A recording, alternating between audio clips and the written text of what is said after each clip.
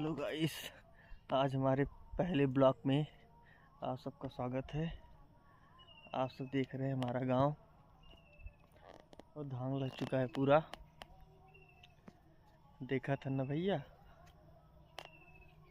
शाम होता अब हम दौड़े ही आए हैं।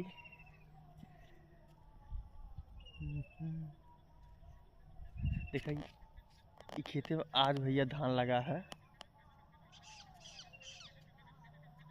और वो हमार घर हुए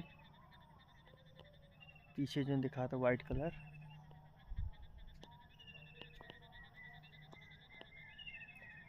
7 बजे तो भैया शाम का।